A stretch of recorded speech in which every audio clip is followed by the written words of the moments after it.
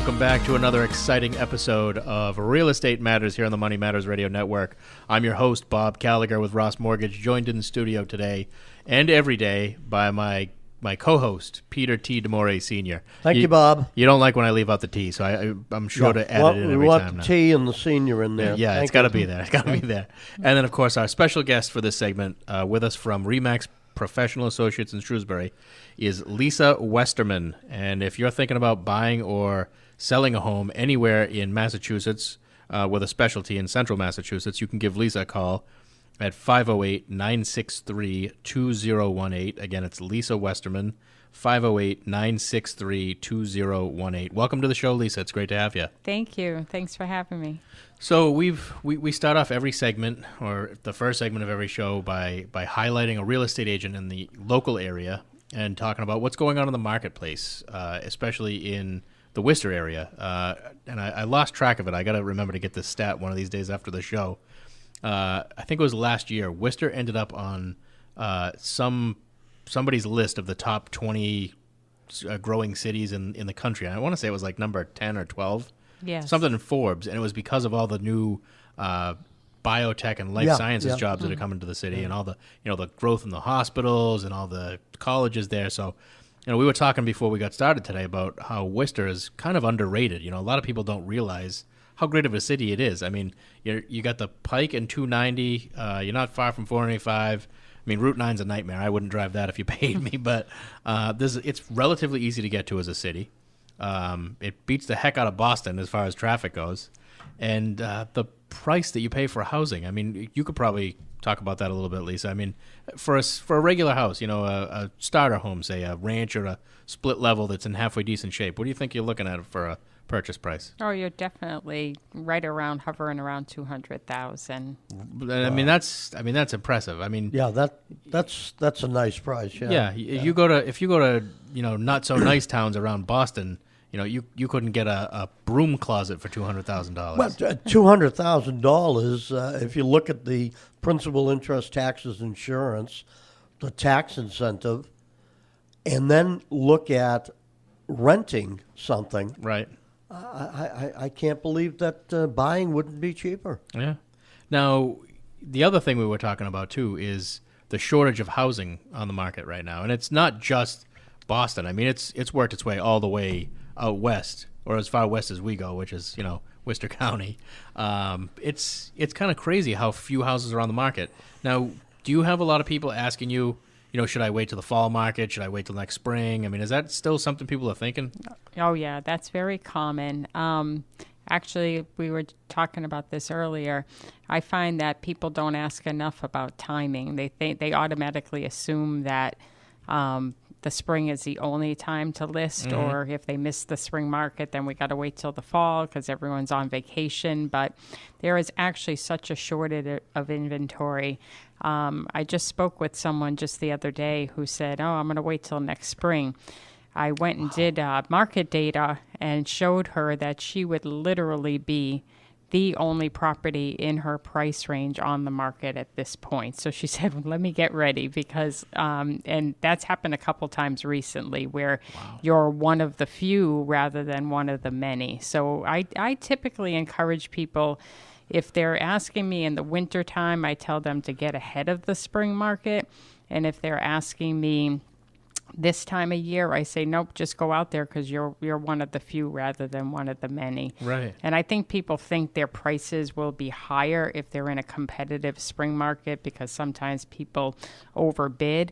But if you're one of the only games in town and someone really needs a property because they're ready to move, then again, they're willing to pay the price for it and even over asking. Right. If you already missed the spring market, or if we were in the fall and you'd missed that, I mean, this winter was terrible. I mean, it crushed the economy across the entire country, including housing. And it wasn't because people weren't out buying.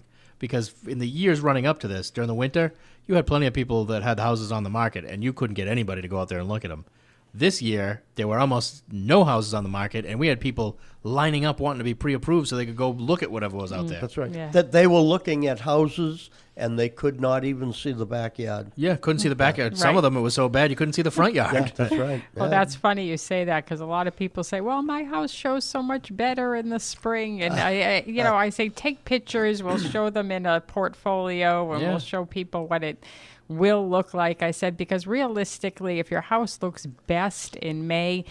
And you really want to be in the spring market, you've already missed it anyway. Yeah. Lisa, how quickly are these new houses coming on the market selling? Oh, it really depends on the area and Yeah, also the how area many. price, yeah. But it's in, and it's also if it's priced appropriately, because sometimes people will say to me, "Oh, well, because things are going so quickly, I think I can command." Another 20,000. But if you put it on at the right price, at the recommended price, what the market is showing you for solds, they're going mainly in a couple weeks. I'm telling my clients that if it doesn't go in a couple weeks, there's probably something wrong because that's what's there. And I don't mean sold, but meaning on deposit with an accepted offer. It's getting to that 2-week time frame. Right. Right. And then, of course, the multiple offer situations, I mean, that's been really tough. I mean, we've had buyers that have been looking for a year. That's not everybody. I mean, I'd say it's probably closer to 3 to 6 months. But especially if you want to buy in like a town like Shrewsbury at the lower end, below 300,000, I mean, it is ultra competitive for those properties. Yeah, it's interesting because the challenge has shifted a little bit because before it used to be we were praying for this, As a seller agent, it's great because things are going very quickly. As a buyer agent, it's very frustrating because you may have to put offers on 2, 3, 4 properties before you get accepted. So you really have to be ready for that. Yeah. Yeah, that's very frustrating. It is. Yeah. It is, but it had to happen sooner or later. I mean, look at all the years where these poor sellers would have their houses on the market for a year and didn't get an offer. Right. When you go 6, 7 years without the number of housing starts that they have not had to keep up with the population, it's going to happen. Yeah. Yeah. Which is Just why gonna happen. waiting even now doesn't make sense. I mean, you look at what's happening with the rental market. I was talking to somebody yesterday that's looking to buy a house. It's actually going to be her first home, and she works in the rental market in a bigger property, and I think it was Cambridge. And she said it was scary how much money they're getting for these places. She had a 1-bedroom in Cambridge in an older building, and it was $1,800 a month. And I said, you know what? Actually, for Cambridge, that doesn't sound that bad. She said it's not even 400 square feet. Oh, boy. Wow. You're living in a closet, right? $1,800 a month to live in a closet. I mean, it's tough to have a bathroom and a kitchenette and a bed in 400 square feet. Oh, It's been going on in New York City for years. Yeah. Yeah, they're selling, what do they call them now? Micro lofts. Micro. Yeah. It's not a studio, it's a micro loft. Yeah. It's 4 walls. Yeah, you're absolutely right. And a window if you're lucky. Yeah. 4th floor walk up. Right. No bedroom, just maybe about 400 square feet, $2,500 a month. Yeah, it is absolutely insane. That's why if you're looking to buy, you got to give towns like Worcester a chance. I mean, there's just so much opportunity there. I mean, you got job growth, you got entertainment, you got every college around. What are there? 9 colleges, 10 colleges in 10 Worcester? in Worcester, and if you're afraid of the city, there's so many suburbs like we were talking about earlier. Like Rutland and Holden and Paxton that are right on the outskirts of all beautiful Worcester. towns. Bob, All doesn't beautiful. the train run from Worcester to Boston? Yeah, I now? think It does. the commuter It rail does. does. Yeah. Yeah, it goes right down alongside Route 9. Starts in Worcester and ends in Boston. Wow. Yeah, I mean, it's not for me, but I wouldn't work. I mean, if you live, 10 miles away from Boston, it's an hour ride into the city, or even with a train, unless you're close enough where you're on the T as opposed to the commuter rail. But the prices you have to pay. I mean, last week we had somebody on that was talking about the big thing now in Newton. Newton, actually, you can't even do it in Wellesley anymore, but Newton and the surrounding areas, buying houses for $800,000 and ripping them down and building up, putting up $2 million properties. There's no land left. There is nowhere left to build. So in addition, if you're looking to get a house out there, I mean, $800,000, I mean, you're looking at probably 1,500 square feet. in halfway decent shape, but it's not going to be the Taj Mahal. In addition to competing with everybody else that wants to be in Newton, that close to Boston, to the city, you're dealing with developers now who will gladly pay retail price to rip it down and put up something more expensive. That's crazy. Yeah, and the only way that any of us see getting out of this is you got to start loosening up the building requirements of the building. I mean, you got to allow people to start building again, or geez, 5 years from now you'd be paying $1.5 million for a micro loft in Newton. Yeah, they need to cut back and, from 1 acre lots to 10, 15,000 square foot. Yeah. Yeah, and let them start building a few houses again. Yeah, cluster housing and everything else. Mm-hmm. Or you can just get smart and move out to Worcester, Holden, Paxton, Rutland. I mean, there's so much out there right now to buy. I mean, the market's a little tighter, obviously, in Holden, Shrewsbury, that type of stuff. But Worcester has a lot of properties on the market, doesn't it? Yeah. Relatively speaking. Exactly. Yeah. It's all relative. And as I was saying, the inventory is low, but they're still out here. It's not as competitive. Mm-hmm. The closer you get to Boston, Metro West, we call it, the closer you get out there, the more competitive it obviously is, the more price. But we have a lot of people that are looking in Worcester County that do commute to Boston, and they're more than happy to do that because you're getting a house for half the money. Oh, yeah. It used to be half the money. It's probably more like a third of the money now. A third now, exactly. I'm going to give out your contact info again, Lisa. It's Lisa Westerman with RE/MAX Professional Associates in Shrewsbury. Her number is 508-963-2018. Again, it's 508-963-2018. And Lisa covers all of Massachusetts, and she's a specialist in Central Mass, in the Central Mass area. So if you're looking to buy or sell, go ahead and give her a call. She's a great agent. Speaking of selling, you were going to share some tips with us on things that you should do if you're getting ready to sell and things you should not do.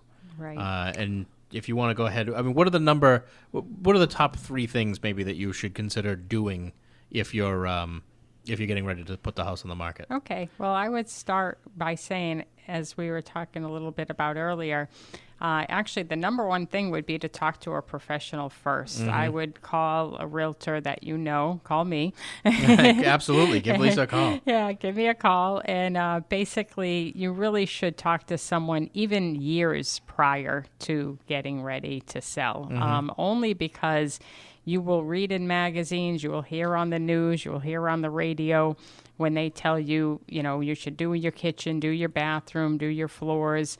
And realistically, it really depends on your property, on your neighborhood, on what you have for equity and what you have for funds. And so I may advise you not to do a kitchen.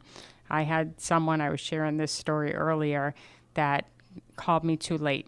They had put all of their $6,000 that they had to upkeep their home and put it into a bathroom that was specific to their needs, thinking it would help to sell. Mm-hmm. And as it turns out, that property needed a paint job severely on the outside. It was chipping and peeling paint, which is a no-no for many of the financing options. Right.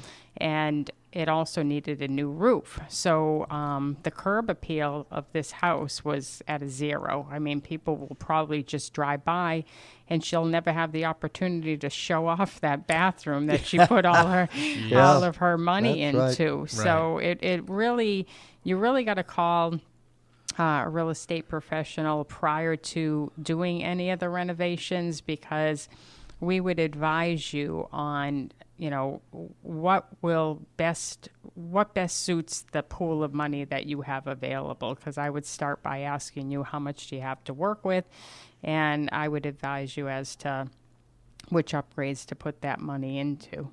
Okay, smart. So number 1 on the list, even if it's the only advice you follow, call a real estate professional before you start doing any work to your house. Now, when you do hear on the radio about doing the bathroom over, doing the kitchen over, and you see all those do-it-yourself TV shows, really what it's about is, if you're going to live in the house for a few more years, maybe do the kitchen if you're going to enjoy it, but it makes no sense to put a kitchen into a house that you're about to sell because you don't know what the tastes are going to be of the people buying it. Exactly. So many people pick a specific color, and then I hear buyers say, I hate to rip that out. I know I'm paying for it, because if someone put a $10,000 kitchen in and they put white cabinets and black granite because that's their taste, and someone walks in and says, oh, geez, I have a very contemporary style and I really don't like this type of, kitchen, and I find myself now having to invest another $20,000 into this property to make it specific to my needs. So right.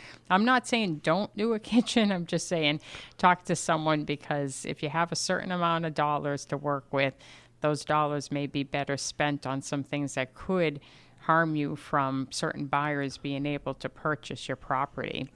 Because financing there are certain restrictions on financing based on the condition of the property. That makes such good sense. I mean, anybody looking to sell their home right now should not make a move without talking to a local realtor. No question about it. Right. Yeah. And what about carpet? You mentioned carpet was probably not a great idea, upgrading the carpet if you're just about to sell. Yeah, and again, that depends too. If you're, a $700,000 home and you're competing against other $700,000 homes and you have a ratty carpet, I'm going to tell you to upgrade the carpet, or maybe put a hardwood floor in. But if you're the run-of-the-mill buyer that's just trying to compete with your price range and you're at the low end, first-time buyer range maybe, I would say, defer to not upgrading that carpet, because someone coming in may not like carpeting. They might not like the color you pick, the type you pick. They might want to go with a laminate floor or a hardwood floor. So again, you're really throwing those dollars at something that the buyer coming in won't value. Sometimes they won't even notice the carpet when it's an occupied property and there's furniture everywhere. Well, we're about to break for commercials, Lisa. I want to thank you for joining us on the show today. You did a great job. Very interesting stuff. And if you're listening right now and you're looking to buy or sell in Massachusetts, give Lisa a call at 508-963-2018. Again, it's 508-963-2018. Stay tuned. We've got more real estate matters coming up after this commercial break.